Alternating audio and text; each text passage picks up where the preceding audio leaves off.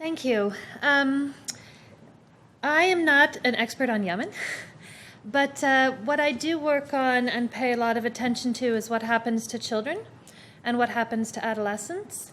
And with colleagues in this room, we have been doing a lot of work on the kinds of war crimes, crimes against humanity that families and households experience, and how long and intergenerational the impacts are.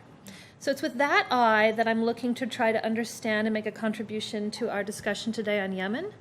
And so I'm going to be drawing first on data that is available, and it's interesting that you mentioned this. For a conflict that's receiving attention and a lot of funds and a lot of military the data is dreadful. The data is dreadful. And one does begin to suspect, it's like we were referring to earlier, that the deliberate obscuring and lack of production and transparency and specificity of data is very intentional. So I do think that these maps that you're producing are amazing. I've not seen anything like that. This is a very important contribution. I'm also going to be looking at data on what we know about the impacts of famine and severe malnutrition on children by looking at other studies from other famines. Where's my a million clickers up here? All right. So today in Yemen, there are more than 22 million people, the majority of them children, who require humanitarian assistance. As we've been seeing and learning, Yemen's infrastructure is destroyed, and its health, water, and sanitation services are crippled and near collapse. We have a range of figures on how many children have been killed. It tends to be when mortality data is collected on children killed, they're looking at children violently killed. But that's just the tip of the iceberg in terms of how many children are dying because of the collapse of the public healthcare systems, and it is like the snowflakes on the top of the iceberg. So they're estimating at about 5,000 children are known to have been violently killed, maimed, or injured, and that amounts to 5 children a day since the war began. But as I said, when you look at the collapse and the direct targeting that I think Martha really got out clearly of the livelihood systems, the health systems, the water systems, basically the systems that sustain life, those numbers are much, much higher. Over 2 million Yemeni children are out of school. Nearly half of Yemeni girls are married by the age of 15, and 2/3 are married before they're 18. Girls don't contribute financially to their families. Large surveys have found that less than 1% of them work even part-time.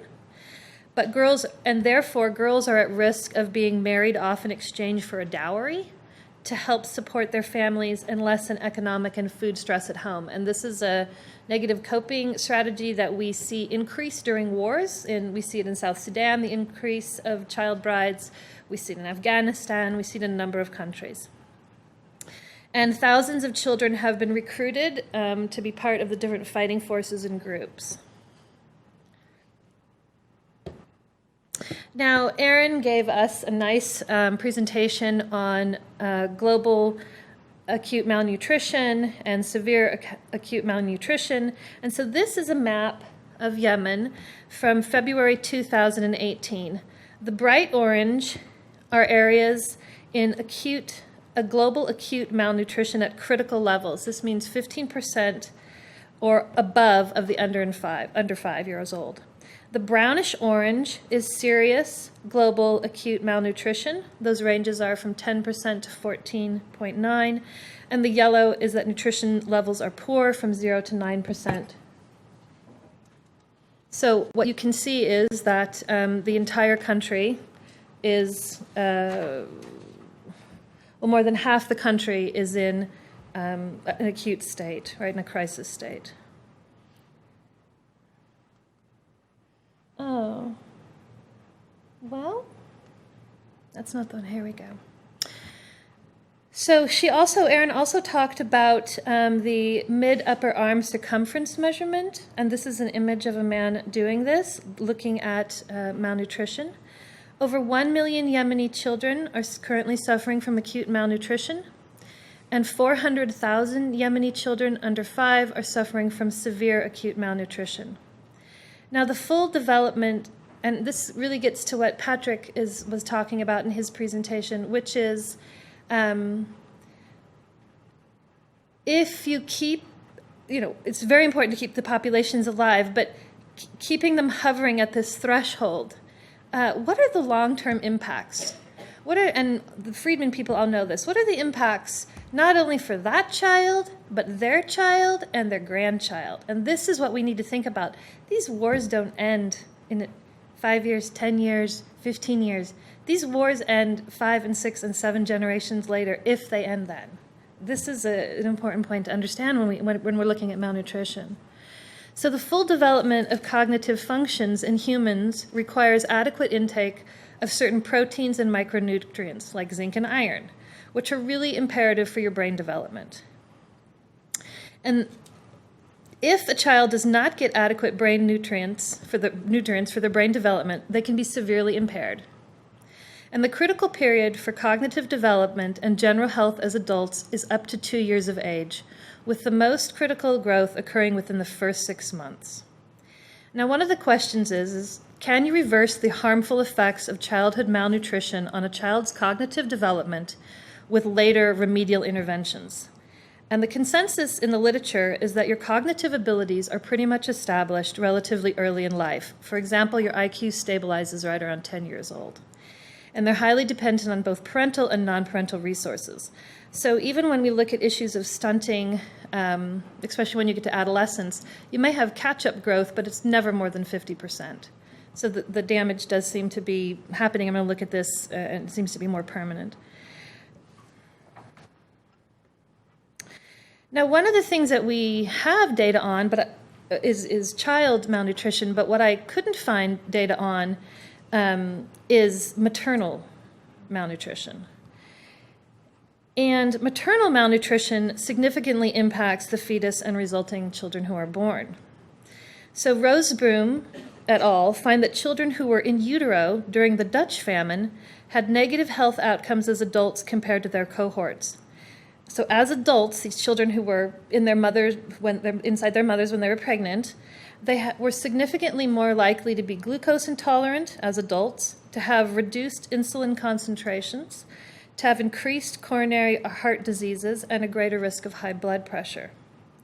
Now, a number of studies establish adult height as a marker of the nutritional environment in early childhood. And environmentally determined variations in height predict longevity, how long you're going to live, education, how much you're going to earn, and the health of the next generation.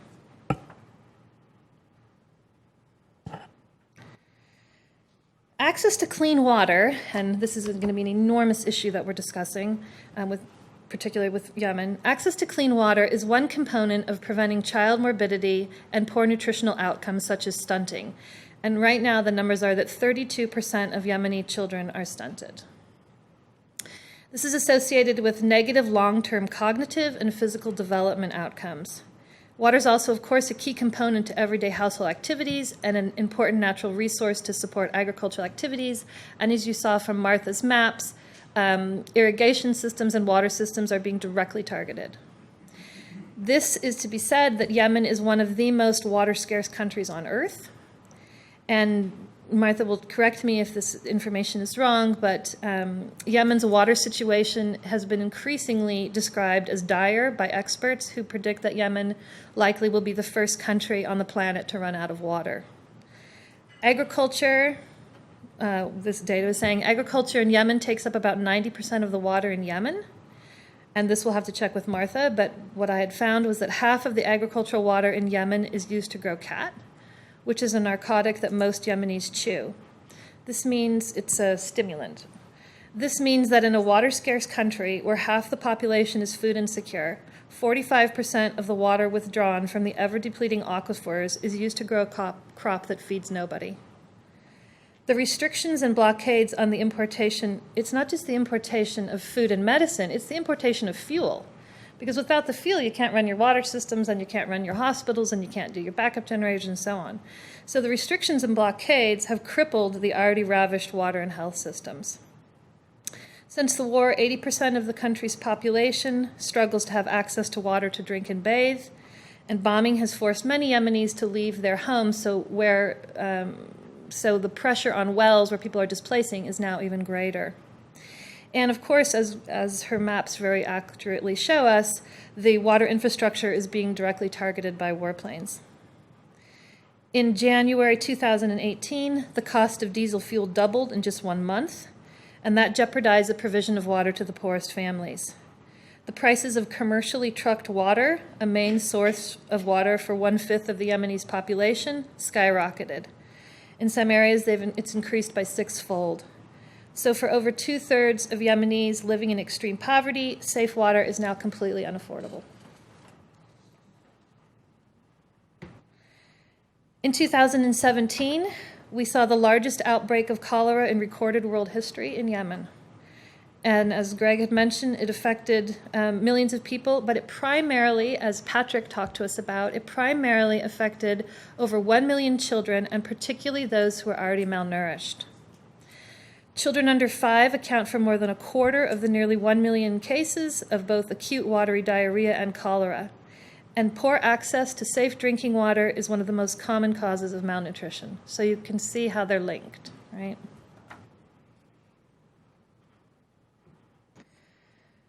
Schools have been directly targeted and attacked by all groups. I'd love to see schools added to your maps. If you can muster that up, yeah, schools would be great. Yeah, in part because, then that would have to be reported on every single month to the UN Security Council, because they look at 6 grave crimes against children, and one is the targeting of schools. So then every month, the Security Council would have to report on that, and they would have to track it. They would assign it to be tracked. So it's something to think about. 500,000 children have dropped out of school since the conflict started in 2015, and so we now have a total of 2 million children out of school. What's also happened is that 75% of the public school teachers haven't been paid in over a year. So, and it's not just the school teachers, it's other people in the civil service. So you have enormous numbers of people who aren't being paid, and this, of course, is affecting their ability to deliver any services. So that affects about 4.5 million children who are in school. 2,500 schools are already out of use. 2/3 of all the schools are damaged by attacks, and 27% are closed. Others are being used for military purposes, or the displaced have moved into them to shelter. An extensive literature review on the long-term impact of nutrition and child health on schooling find that children with poor nutrition attend school less often, and when they do attend, their learning is more likely to be ineffective compared with children who have adequate nutrition. In research on people who experienced famine, Mu and Zhang in the Great Chinese Famine found that female infants exposed to famine were more likely to be both illiterate and become disabled as adults. Meng and Quan find that children who were fetuses at the time of the Great Chinese Famine also significantly attend less schooling, and again, their performances are lower.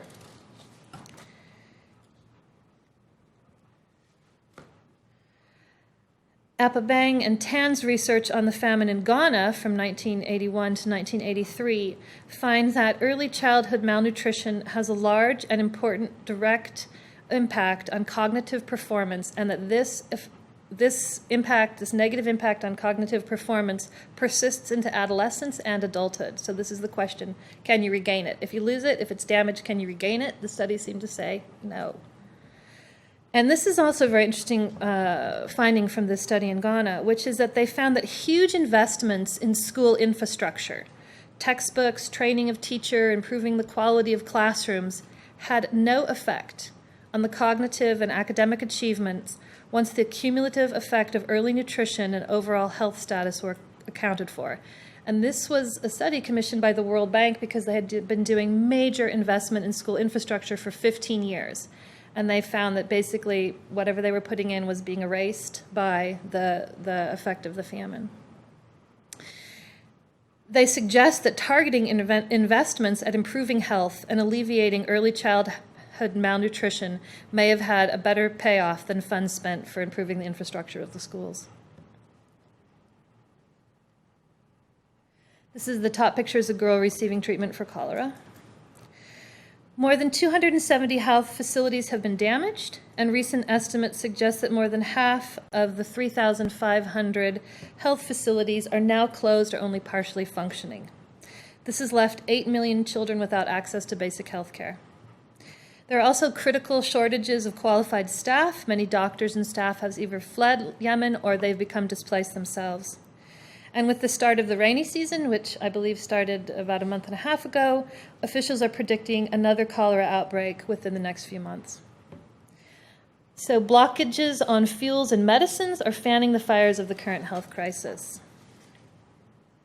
And according to UNICEF officials, 1 child every 10 minutes is dying from preventable diseases in Yemen, diseases that absolutely no child should be dying from. I'm going to pass that. So in conclusion, what we find is that many of the children in Yemen have extreme food insecurity, poor access to health services, poor access to school services, poor access to potable water. They have high exposure to war violence, and I haven't touched on that, but once you start calculating in all the kinds of experiences of war crimes and crimes against humanity, their health access, their school access, their disability, everything gets worse and worse and worse. So they have high exposure to war violence, and they have very high rates of malnutrition. Child malnutrition has been associated with extremely negative and pervasive effects on human performance, on humans' health and survival, including effects on morbidity, mortality, intrauterine growth, cognitive and social development, schooling, adult physical work capacity, adult onset chronic diseases, which is something I didn't touch on, but many people who experience famine as in utero or as a child under 2 turn out to be shorter and much heavier. They tend to have many more chronic health problems as adults. It also has a negative impact on people's economic productivity who have experienced this and economic growth. So the current negative effects are going to have a long-term impact on children currently in Yemen, children who are unborn, and even their grandchildren. And we will see negative effects in terms of mortality, in terms of morbidity, in terms of their cognitive development, in terms of their adult physical work capacity, in terms of the increase in adult chronic diseases, the decrease in economic productivity and economic growth. So one of the things that we're really seeing is that the intergenerational impact is definitely occurring, and we're likely seeing a growing, as Patrick was talking about, a growing and large vulnerable population that our studies in East Africa show is likely not going to recover. And recovery, there's no notion that this war is going to end, and we've got this trajectory, this peace dividend. Dan Maxwell and I have done work on this. We don't see it. And even looking in some of the places we've looked 10 years after the conflict, these kind of populations do not seem to be recovering. They seem to be continuing to lead very blighted lives. So I think it is essential that the people who are gathered here take up this issue and really start looking at issues around famine crimes and how we can start addressing this. Thank you.